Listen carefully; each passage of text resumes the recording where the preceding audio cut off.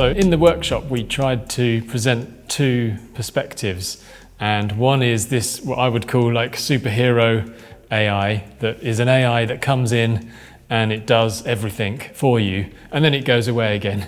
And the other one is I would call super powered AI, which is about giving musicians superpowers so they can do things that they couldn't do before.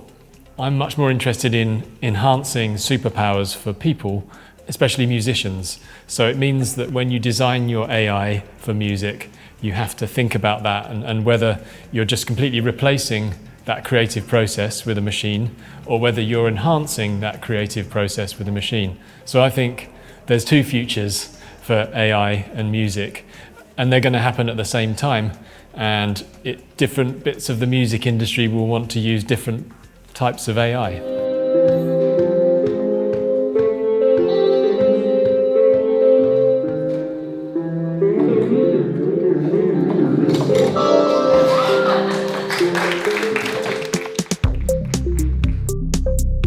Creo que fue bastante rápida la interacción entre ellos y entre la inteligencia artificial.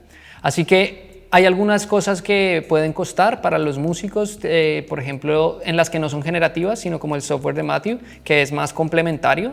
Pero independientemente de esto, creo que es muy positivo el proceso, y lo que vimos acá fue una gran experiencia de ver esa paleta de posibilidades y esa paleta de herramientas que nos brindaron y les brindaron a los asistentes la posibilidad de crear. Inclusive uno de los grupos fue desde composición con ChatGPT, luego a traducirlo a software de voz para generar un personaje, luego componer la música a través del software de Matthew, luego integrarlo con otros elementos en mezcla, y fue muy interesante porque genera ese abanico de diversas posibilidades, y creo que los músicos que estaban hoy lo hicieron bastante bien.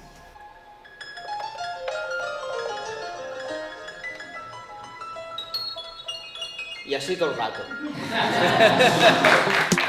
Nosaltres com a músics ens hem trobat una mica perduts amb la part tecnològica, però bé, a la que li agafes una mica el truc, la manera de treballar-hi, doncs et trobaves que sí, que era una eina amb la qual podies interactuar i qualsevol paràmetre musical amb el que la IA ens pugui ajudar, traient una melodia, una harmonia, un ritme o un so o el que sigui, tot estarà bé si som capaços de trobar el punt mig en què de sobte la IA no faci tota la feina, i aleshores ja no té res de sentit, no?, la nostra.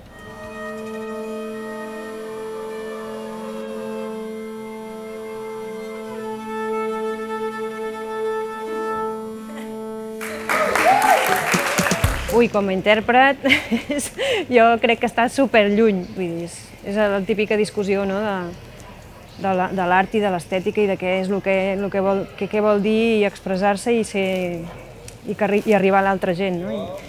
I llavors, com a músic, no sé si mai arribaran a ensenyar-li com es fa per interpretar de manera que arribis a l'altra gent.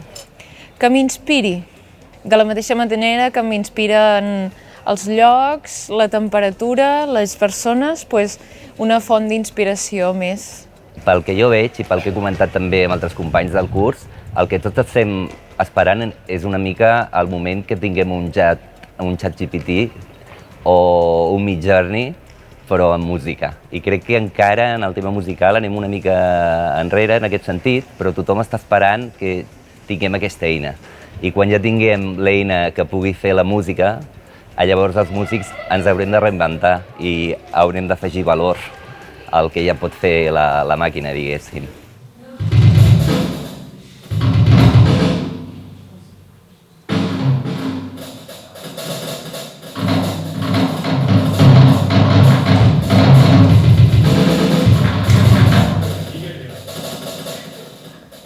But yeah, there are worries. So we have the ability to generate complete pieces of music for things like adverts and even film music, and that is really challenging to people whose job involves doing that. So yeah, it's frightening at times for some people, but I think the important thing is to run workshops like this where we give musicians access to that technology. It's not just this thing over there that's doing bad things. You know, we put the technology in front of them, we get them to use it. And I think that even a very strong AI system, if it's used by an expert who is an expert in a domain like music, they can do far more interesting things with a system like that than just a regular person can. So I still think there's a place for experts, you know, music experts, even with the strong AI systems.